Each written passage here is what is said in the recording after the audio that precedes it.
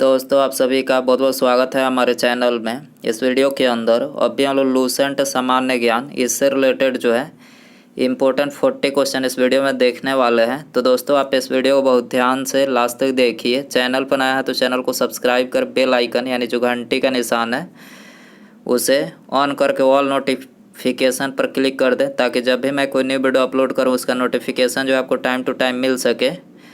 तो चलिए शुरू करते हैं। देखिए यहाँ पर हमारा पहला क्वेश्चन दिया गया है, निम्नलिखित में से कौन सा विकल्प प्लास्टर ऑफ पेरिस के बारे में सत्य नहीं है। तो देखिए इन चारों ऑप्शन में आपको बताना है कि इनमें से कौन सा विकल्प जो है प्लास्टर ऑफ पेरिस के बारे में गलत है। तो देखिए यहाँ पर ऑप्शन बी जो है गलत है। पानी से गीला होने पर प्लास्टर ऑफ पेरिस में कोई परिवर्तन नहीं होता है। तो देखिए ये कथन जो है बिल्कुल गलत है, क्योंकि उसमें परिवर्तन होता है और बाकी ये तीनों करेक्ट है। प्लास्टर ऑफ पेरिस के संबंध में प्लास्टर ऑफ पेरिस सफ़ेद होता है। टूटी हुई हड्डियों की मरम्मत के लिए प्लास्टर ऑफ पेरिस का उपयोग किया जाता है, ये भी करेक्ट है। सजावटी डिजाइन बनाने के लिए प्लास्टर ऑफ पेरिस का उपयोग किया जाता है। तो यहाँ पर ये तीनों ऑप्शन जो है प्लास्टर ऑफ पेरिस के बारे में जो है सत्य है, और दूसरा कथन जो है ये गलत है, जो कि गलत कथन इसमें पूछा गया। तो ऑप्शन बी यहाँ पर करेक्ट हो जाएगा। इसके अलावा प्लास्टर ऑफ पेरिस का रासायनिक सूत्र पूछा जाए तो CaSO4.1/2H2O जो है इसका रासायनिक सूत्र होता है। जिप्सम का रासायनिक सूत्र पूछा जाए तो CaSO4.2H2O जो है इसका रासायनिक सूत्र होता है।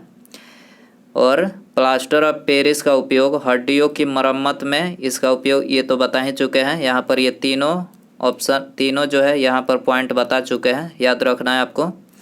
अगला क्वेश्चन देखिए, क्वेश्चन नंबर 2 है, निम्नलिखित में से कौन सा विकल्प विद्युत धारा के तापन प्रभाव का उदाहरण नहीं है। विद्युत धारा के तापन प्रभाव का उदाहरण इनमें से कौन सा नहीं है। तो देखिए करेक्ट आंसर ऑप्शन बी हो जाएगा। पंखे की कार्यशीलता जो है विद्युत धारा के तापन प्रभाव का उदाहरण नहीं है, और बाकी ये तीनों विद्युत इस्त्री, बल्ब और विद्युत केतली तीनों जो है ये विद्युत धारा के तापन प्रभाव के उदाहरण है। इसके अलावा पंखे की कार्यशीलता विद्युत धारा के चुंबकीय प्रभाव सिद्धांत पर कार्य करता है। पंखे की कार्यशीलता जो है विद्युत धारा के चुंबकीय प्रभाव के सिद्धांत पर कार्य करता है। विद्युत इस्त्री, बल्ब, विद्युत केतली विद्युत धारा के तापन प्रभाव के उदाहरण है। विद्युत बल्ब का फिलामेंट किसका बना होता है, टंगस्टन का बना होता है। विद्युत हीटर, विद्युत आयरन आदि में नाइक्रोम का जो है उपयोग होता है। तो ये भी बातें आपको याद रखनी है। क्वेश्चन नंबर 3 है, डैश एक पौधा है जो जंगल में उगता है और इसकी पत्तियों पर नुकीले रोम होते हैं जो गलती से छू जाने पर दर्द का कारण बनते हैं। तो ये कौन सा पौधा है। तो ये है बिच्छू बुट्टी। बिच्छू बुट्टी एक पौधा है जो जंगल में उगता है और इसकी पत्तियों पर नुकीले रोम होते हैं जो गलती से छू जाने पर जो है दर्द का कारण बनते हैं। तो याद रखना है कौन सा पेड़ है, बिच्छू बुट्टी। ठीक है।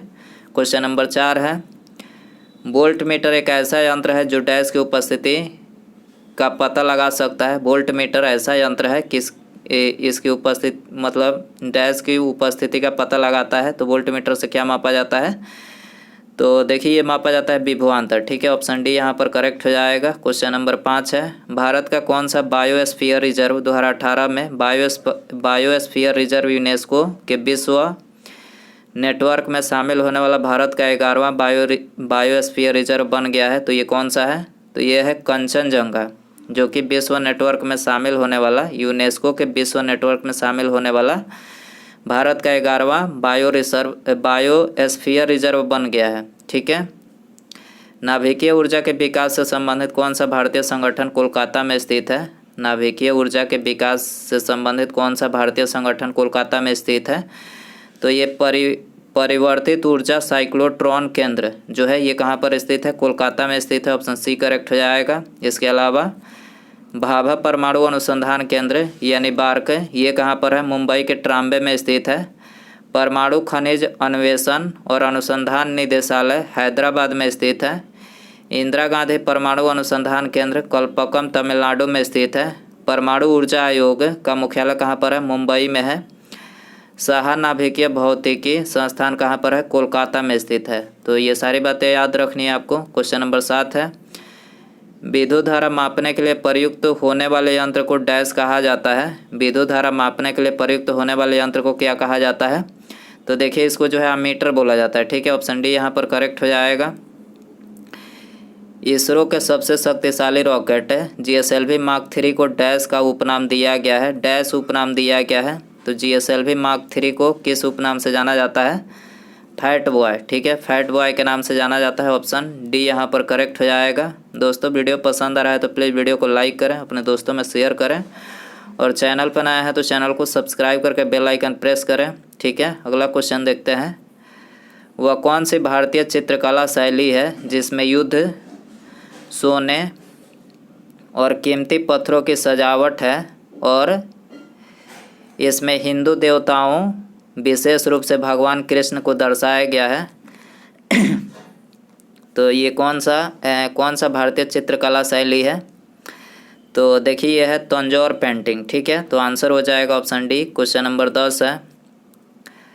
बॉम्बे डेक्कन में पहली राजस्व बंदोबस्ती का संचालन किस वर्ष हुआ? बॉम्बे डेक्कन में पहली राजस्व बंदोबस्ती का संचालन किस वर्ष हुआ?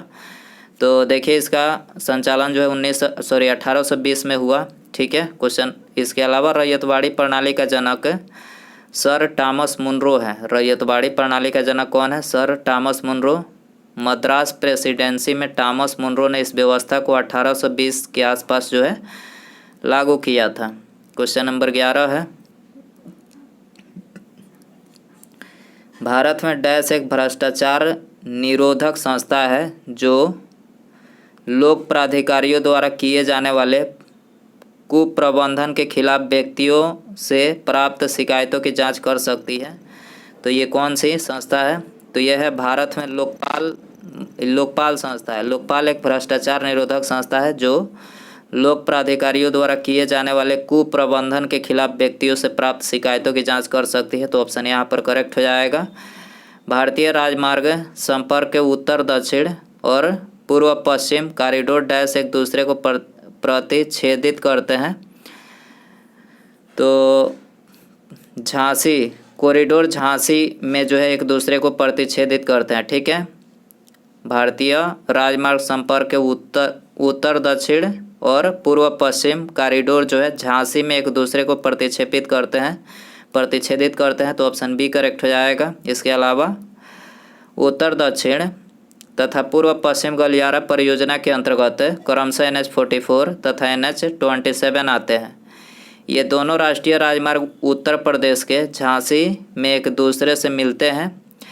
NH44 की बात करें तो ये भारत का सबसे लंबा राष्ट्रीय राजमार्ग है, याद रखना है आपको। क्वेश्चन नंबर 13 है। विश्व की पहली रोबोट कौन थी जिसे किसी देश की पूर्ण नागरिकता हासिल हुई? विश्व की पहली रोबोट कौन थी जिसे किसी देश की पूर्ण नागरिकता हासिल हुई? तो ये कौन सी रोबोट थी?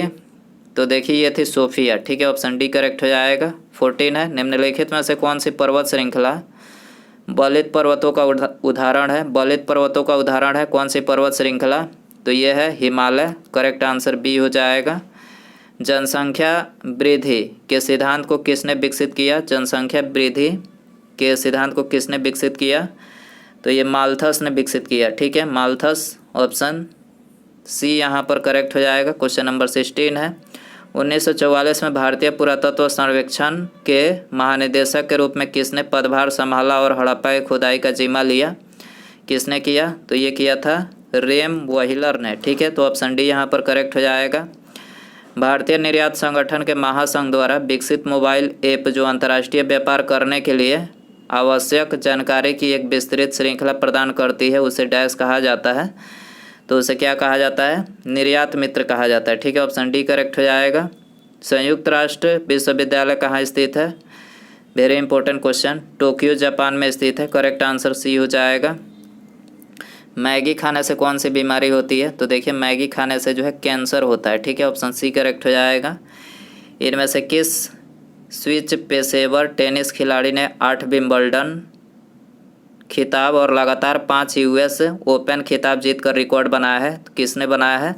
रोजर फेडरर ने बनाया है। ठीक है, ऑप्शन यहाँ पर करेक्ट हो जाएगा। 21 है, डैश भारत का सबसे लंबा राजमार्ग है, डैश भारत का सबसे लंबा राजमार्ग है। तो देखिए NH44 जो है भारत का सबसे लंबा राजमार्ग है, ऑप्शन ए करेक्ट हो जाएगा। NH44 जो है ये उत्तर में श्रीनगर से आरंभ होकर दक्षिण में कन्याकुमारी तक जाती है NH44। राष्ट्रीय राजमार्ग 7 का नाम बदलकर राष्ट्रीय राजमार्ग 44 कर दिया गया है। इसकी कुल लंबाई कितनी है? 3745 किलोमीटर जो इसकी कुल लंबाई है।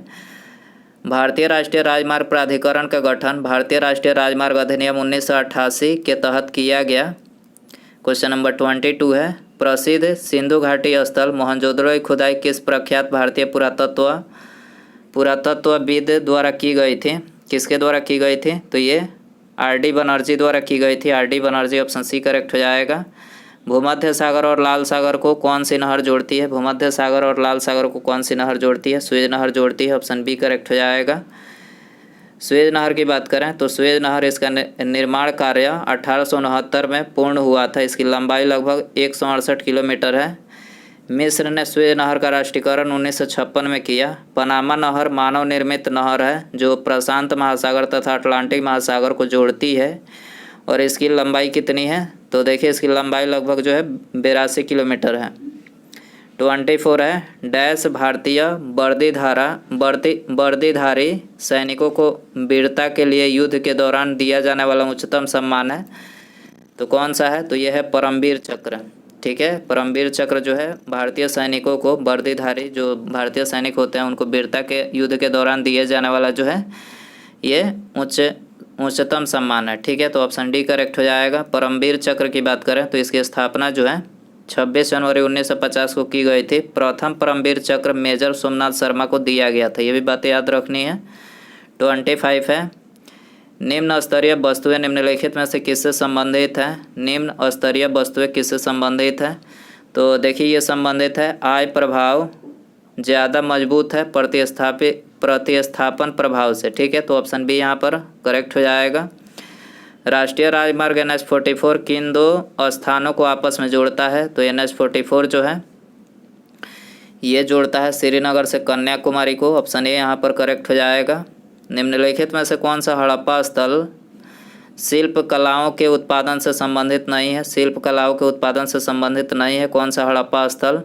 तो ये मांडा जो है नहीं है, करेक्ट आंसर बी हो जाएगा। 28 है, राउरकेला, भिलाई, बोकारो, विशाखापट्टनम आदि के केंद्र हैं। तो ये आदि के केंद्र हैं लोहा और इस्पात उद्योग। ठीक है, तो ऑप्शन डी यहाँ पर करेक्ट हो जाएगा। फोर्ट विलियम का निर्माण ईस्ट इंडिया कंपनी ने करवाया था। इस किले के निर्माण स्थल के लिए डैश गांव को उजाड़ा गया था।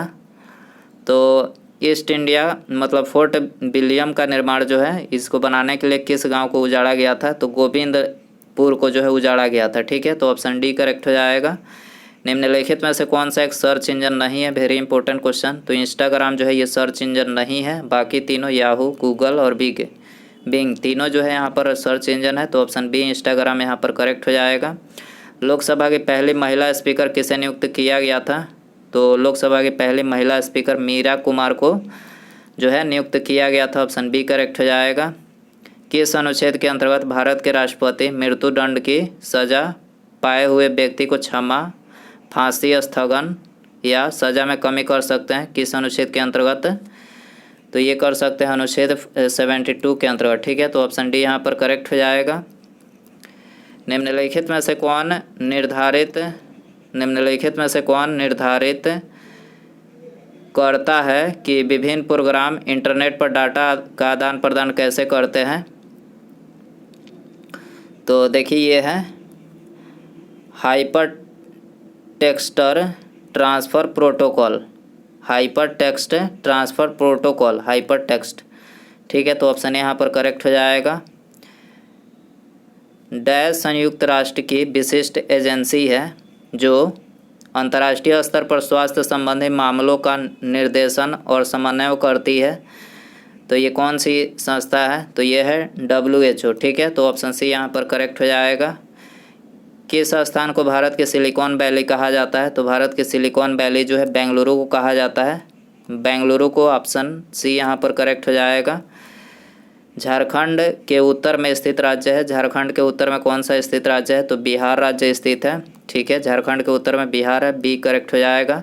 भारत में विशालतम समुद्र तट यहाँ है। भारत में विशालतम समुद्र तट कहाँ पर है? तो यह है तमिलनाडु में, ऑप्शन सी करेक्ट हो जाएगा। भारत में ज्वालामुखी विस्फोटों से निम्नलिखित में से क्या बना है? भारत में ज्वालामुखी विस्फोटों से क्या बना है?